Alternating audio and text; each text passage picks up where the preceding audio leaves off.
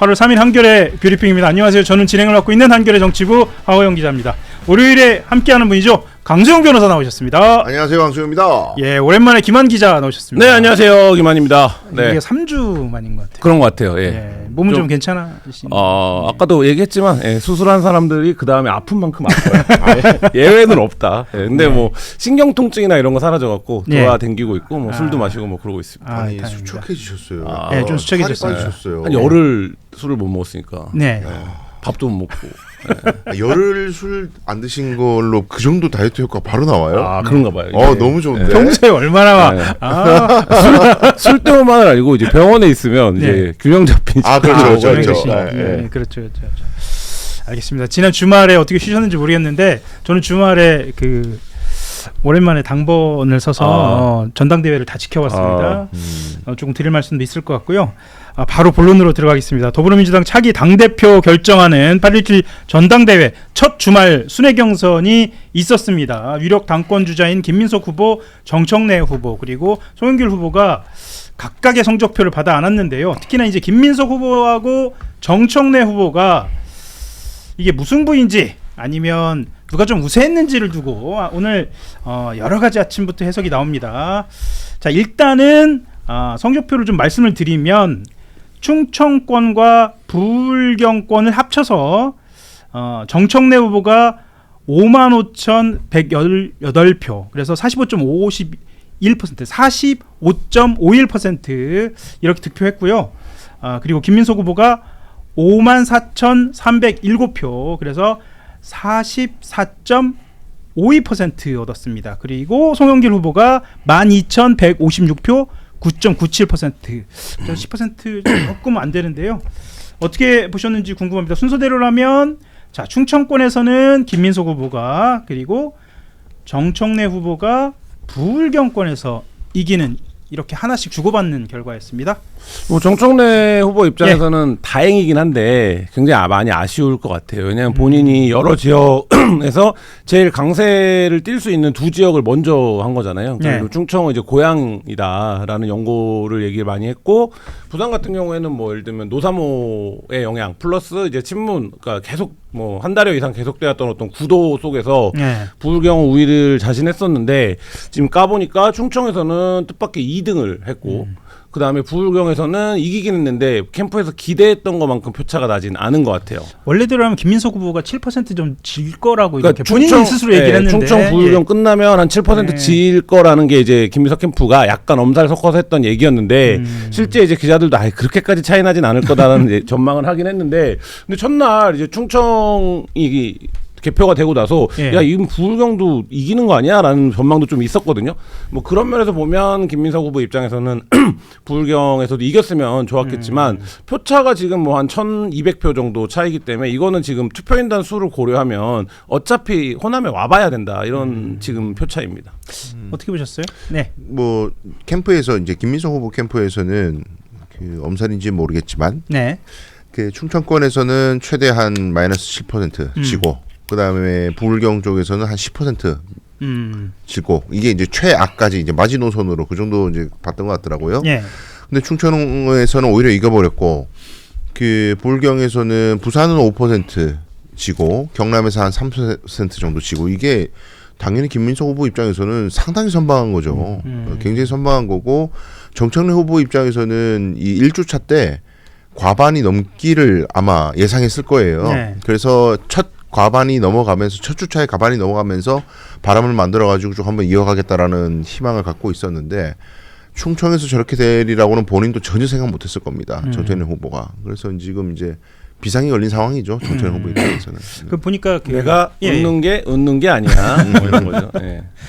또 다르게 보자면, 다르게 해석하는 흐름도 있어서 제가 소개를 해드리자면, 한 2-3주 전쯤으로 돌아가면, 아니 좀 더 돌아가도 됩니다. 한 달 전으로 돌아가면 출마도 쉽지 않을 거다라는 전망이 있을 정도였습니다. 그리고 여론에 있어서도 많이 출렁이긴 했습니다만 정청래 후보가 많이 밀릴 때에는 뭐 더블 스코어도 난 적도 있었고요. 그것에 비하면 자, 지금 결집도가 상당하다라는 분석도 나오고요. 실제로 정 후보 쪽에서는 신천지 연루 의혹이 전통 지지층 결집강도 높이고 있다. 근데 라고 뭐 부산 노사모 같은 경우에도 총동원됐다 이런 예측도. 근데 사실 뭐 전통 지지층을 충청 지역과 그 PK에서 말하기는 좀 어려울 것 같아요. 네. 여기 어쨌든 뭐 뭐라 그럴까, 그러니까 호남에서 그런 결과가 나왔다 이러면 뭐 전통 지지층 얘기를 할 수 있는데 지금 이제 오랫동안 해왔더니 뭐 전통 지지층, 코어 지지층 이런 논란이 약간 좀 저는 허구적이라는 생각이 들고 예.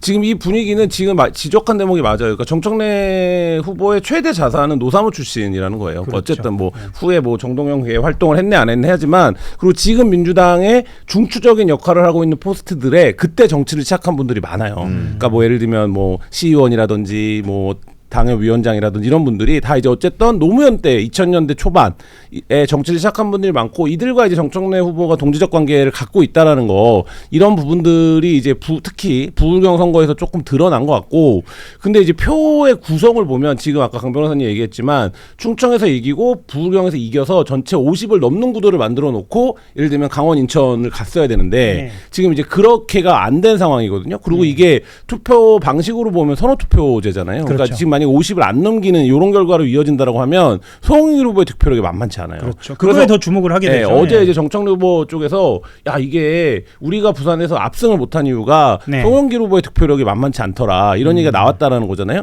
그 얘기는 겉으로 볼 때는 송영길 후보가 한 10%로 굉장히 좀 쪼그라져 있는 거 보이지만 이 10%의 표의 분산이 어떻게 이루어질 거냐 이게 가면 차이가 더 도드라져 보일 수 있기 때문에 정호복 캠프 쪽에서는 그래서 어제 이제 부울경 연설에서도 굉장히 공격적으로 모두 전환이 이루어졌잖아요. 정당방위만 하겠다라고 한 것 치고는 굉장히 셌죠. 완전히 달라진 거예요. 그러니까 예를 들면 총선 결과 나오고 나서 이대로는 안 되겠다라고 생각을 해서 굉장히 공격적으로 나온 거고 지금 이제 요 언더독 전략에서 굉장히 공격적으로 가는 기조가 좀 이어지지 않을까라는 생각이 듭니다. 혹시 과반 가능성 보세요. 그러니까 정청래 후보만이 아니라 있다고 봐요. 예, 그래요. 어느 쪽 과반이 더? 저는 만약에 과반이 된다면 김민석 과반이 되겠죠. 왜냐하면 늘 말씀드리지만 민주당 대표는 두 가지 조건이 충족이 돼야 돼요. 당원들한테 뭐냐? 호남에서의 절대적 지지가 있어야 되고요. 서울 수도권에 있는 다수의 의원들이 저 간판으로는 선거를 해볼 수 있겠다라는 인물이 당대표가 되는 거예요. 공천권을 가진 당대표는. 그러면 결국에는 여기 어디서 판가름 날 거냐? 호남에서 갔는데 호남에서 표가 쏠린다. 이러면 저는 과반 넘을 가능성이 있다고 봅니다. 그 반대의 경우로 과반을 점치는 흐름도 있더라고요. 그러면 굉장한 파장이 일어나겠죠. 그렇죠. 그때 뭐 저 아까도 얘기한 것처럼 정청래 후보가 나올 수 있었냐 없었냐 해서 놓고 보면 집권 2년 차에 이른바 지금 어저께 부울경 연설로 되게 반면 기조도 되게 명확해졌잖아요. 그러면 이제 이런 집권 여당 대표와 지도부가 나오면 어떻게 될 거냐. 뭐 이런 부분으로 가면 만약에 정청래 후보가 과반이 되면 그것도 그 나름의 정치사적으로는 굉장히 큰 사건이 될 거라고 봅니다. 조금 논의를 더 깊게 이어가 보면 내용적으로 좀 들어가 보겠습니다. 이제 저는 어제 이제 그 현장 중계를 보면서 느꼈던 게 윤리위제소 문제예요. 그러니까 방금 김한 기자도 이야기했습니다. 이 정도면 정청래 후보가 기조를 전환했다라고 이야기할 정도거든요. 그러면서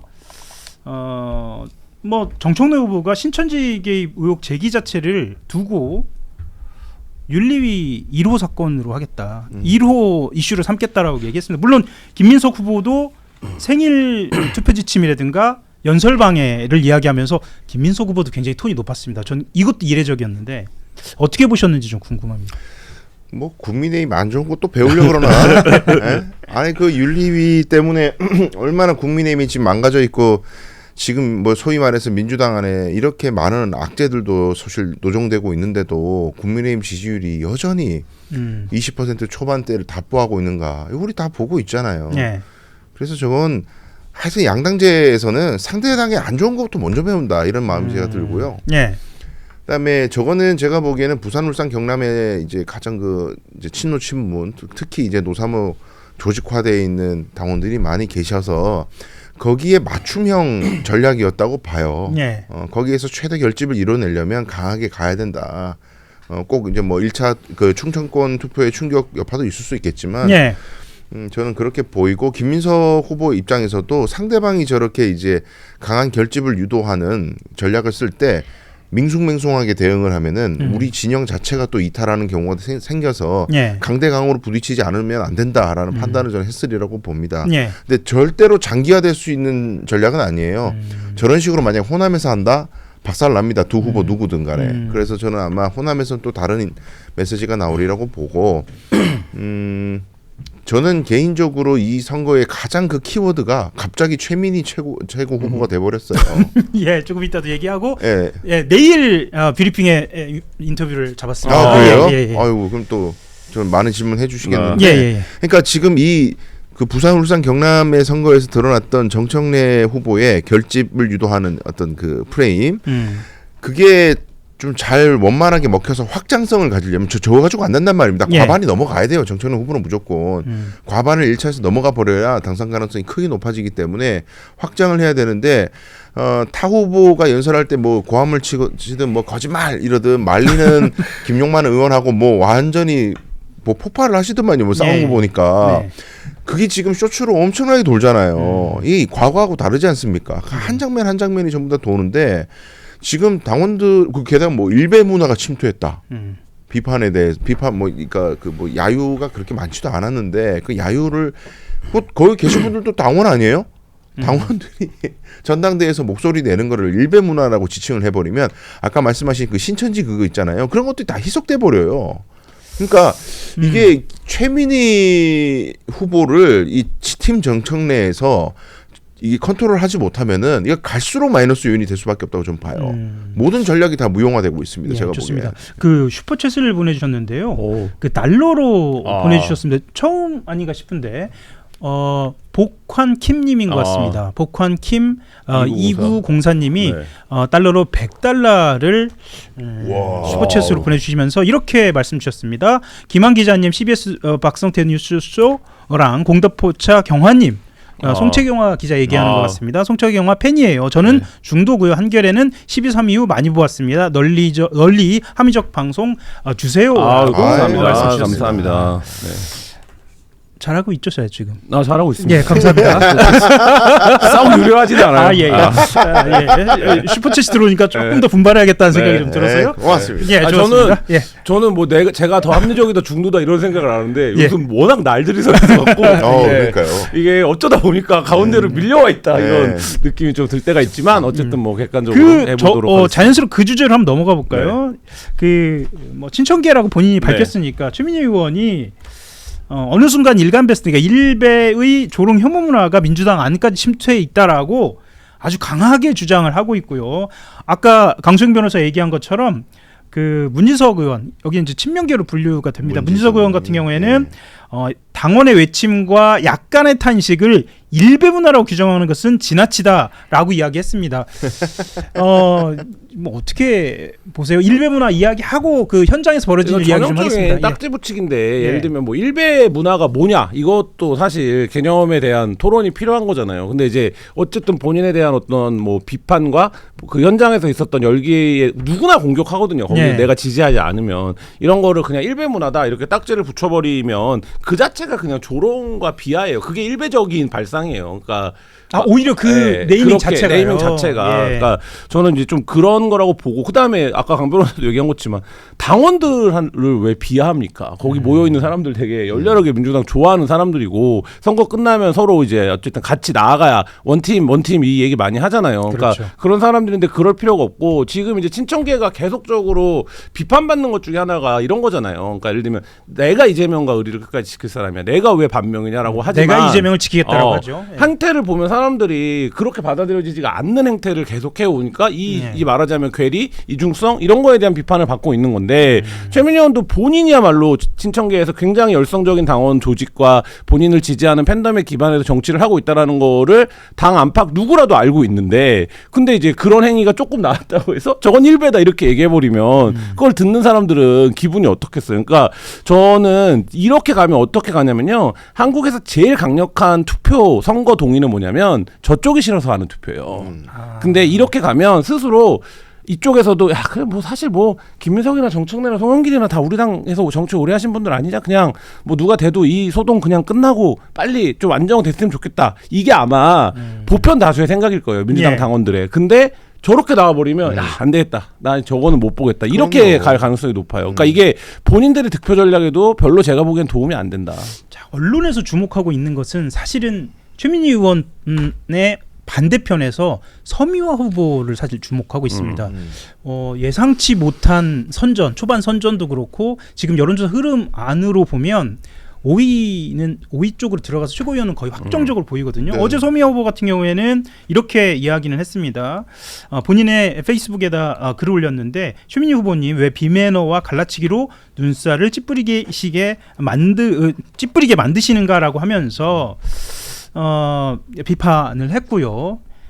실제로 서미화 후보의 연설 도중에 아까 말씀하셨던 최민희 후보가 당내 의원하고의 어떤 설전도 좀 벌어졌고 그게 소란이 일기도 했습니다. 최민희 후보가 들으면 굉장히 섭섭할 수도 있지만 저는 주말 사이에 보인 거는 단순히 최고위원이 되고 안 되고의 문제가 아니라 정치인으로서 기본적인 자질과 태도 문제라고 맞습니다. 봐요. 그러니까 거기 부분에서 최민희 의원이 나를 왜 공격해 또 저 용역 촉탁들 이렇게 생각하지 말고 본인이 한번 돌아봤으면 좋겠어요. 예를 들면 민주당이 어쨌든 중진 이상의 수석 최고에 도전하는 의원이 당원들을 향해서 그리고 동료 의원들을 향해서 그리고 연설에서 한 표 줍쇼 이런 표현을 쓴다라는 건 그게 뭐 어떤 의미에서 본인이 썼던 거 간에 이런 여러 가지 태도나 이런 것들에 있어서 좀 본인이 스스로 좀 자성이 필요해 보인다. 그렇지 않으면 앞으로 2주 넘게 남았는데 굉장히 혼탁해질 수 있다. 그런 태도로 일관해버리면 이런 생각은 듭니다. 저는 정봉주 전 최고위원 후보의 길을 걸으리라고 봅니다.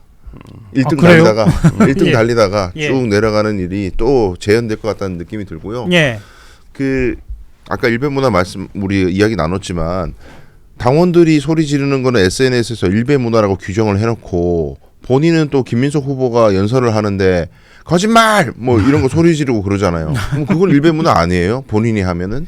이게 지금 예. 우리가 주요하게 생각해야 될 게 예전에는 현장에서 이제 전당대회를 순회 전당대회를 하면은 그 거기에 있었던 청중석에서 막 소리 지르고 뭘 하든 그런 것들이 그냥 다 군중 속에서 묻히고 사실은 예.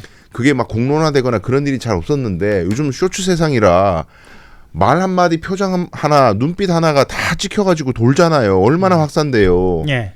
한민수 후보 같은 경우에는 이제 박선원 후보가 그 이제 가덕도 테러 사건을 말씀을 하면서 이제 수건을 들면서 이게 그러니까 허위 주장을 하는 후보가 있다. 한민수 후보 이야기하는 거잖아요. 예. 그때 표정이 이제 허탈하게 웃으면서 뭔가 입을 이제 이렇게 약간 오므렸다 폈다 했는데 예. 그게 혹시 욕설 아니냐 이런 것까지 막 쇼츠로 돈단 말이에요. 예. 그러니까 이런 세상인데 최민희 후보는 너무 올드하다. 이런 지금 현재 트렌드를 전혀 이해하지 못하고 거짓말 그러면 그냥 청중들 목소리에서 묻힐 거라고 생각했던 것 같아요. 근데 이게 본인 문제뿐만 아니라 그 지금 팀 정청래를 묶여서 움직이기 때문에 다 주저앉게 만들 수 있다는 거예요. 이런 과열 양상 때문에 오히려 아까 김한 기자도 얘기했던 것처럼 혼탁해지고 네. 실제로 나와야 하는 민생 이슈나 이런 것들이 전혀 등장하지 않고 각자에 대한 비판만 존재할 수 있다. 이게 에스컬레이팅 될 수 있다라는 지적도 좀 나옵니다. 자, 그럼에도 불구하고 우리는 전망은 하고 넘어가야 할 것 같아요.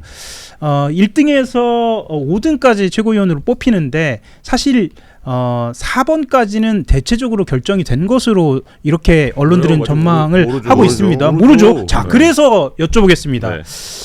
최고위원 후보 지금까지 나온 것으로 혹시 전망이 좀 가능할까요? 일단은 최민희 후보는 유력한 것으로 보이고요. 그 다음에 이제 박선원 후보가 유력한 것으로 보이고, 그 다음이 지금 서미화 후보가 있고, 김용 후보가 있고, 그 다음에 그다음에 이성윤 이성윤 후보가 있습니다. 임미애, 한민수 김용. 후보가 있고요. 그래서 이제 한민수. 그래서 치열하게 4, 5, 6위가 좀 혼전인 상황인데 좀 어떻게 보시나요?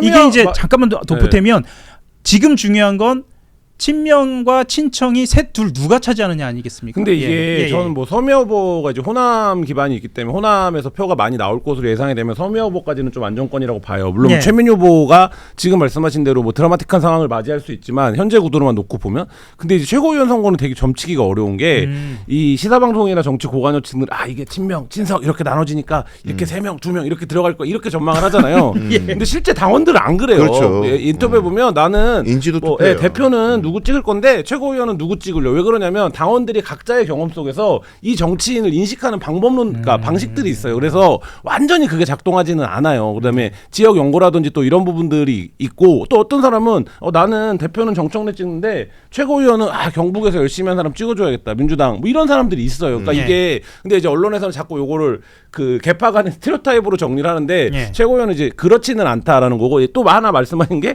너무 후보가 많기 때문에 제일 중요한 건 어쨌든 인지도예요. 인지도 여부가 좀 갈리는 것 같고 이제 관심을 갖는 건 이런 거겠죠. 그러니까 이제 이른바 친청으로 분류되는 분들이 2명이 들어갈 거냐 1명이 들어갈 거냐 아니면 3명이 다 들어가는 거냐라는 건데 그 친청계가 지금 투표 전략으로 쓰고 있는 거를 보면 제가 볼 때 3명을 넣기는 어려운 것 같아요. 왜냐하면 그러면 이 친청계 자체의 분포 모수가 커야 되는데 지금 정청래 후보가 얻는 득표율로 봤을 때 3명을 다 넣는 건 어려울 것 같고 그러면 최대 맥스가 2이 될 것 같고 나머지는 이제 그 안에서 경쟁을 하는 건데 그러면 뭐 지금 기존의 구분법대로 따지면 3대2가 되는데 저는 이게 4대1이 될 가능성도 있다고 봅니다. 그래요? 또 어떻게 보시나요? 저도 비슷한데 이게 지금 모든 게 결정되는 게 아니라 앞으로 계속 진행되는 과정에서 당대표의 득표율이 계속 업데이트 될 거 아니에요? 인천 제주부터 저는 김민석 후보가 많이 앞서가리라고 봐요. 인천 제주부터 호남 가기도 전에 크게 이제 앞서가는 흐름이 만들어질 거라고 보고 그러면 최고위원 투표에도 다 영향을 미치거든요. 미치는데 그럼 그 이제 원인이나 이런 거에 대해서 왜 우리 생각하고 이렇게 다르냐? 일주일 차에 과반 될 거라면서 그리고 왜 이렇게 밀리냐? 원인이 뭐냐? 이런 게 그 표적 찍기가 또 될 수밖에 없거든요. 근데 거기서 제가 아까 말씀드렸던 최민희 후보가 그런 언행을 보여줬던 것들을 이쪽 진영에서는 저게 왜 저런 거야 도대체 그럴 수 있어요. 이제 좀 있으면 그리고 안 그래도 또 이제 아까 이성윤 후보 잠깐 이야기 나눴는데 친청계에서는 이 3명 무조건 다 당선시켜야 된다라는 절박함이 지금 초반에 있어가지고 한 명이 쳐지면은 이게 전략적으로 이번에는 1순위 표를 이번에는 이성윤 후보로 좀 하자. 그래서 지금 한쪽에 쏠려 있으니까 그래서 고루고루 살리자 이런 전략 수정으로 또 가는 움직임이 있더라고요. 근데 이게 불안한 게 당 대표가 된다는 전제에서 그렇게 하는 거예요. 정청래 후보가 된다는 전제에서 3명 챙겨야 돼 이건데 당 대표에서 크게 밀려버리잖아요. 그럼 이거를 뭐 우리 이렇게 합시다. 아무리 무슨 지침을 줘도 이제는 동력이 확 떨어진단 말이에요. 그래서 저는 제가 봤을 때는 한민수 후보 하나 건지는 4대1 저는 그렇게 될 가능성이 매우 높다고 봅니다. 알겠습니다.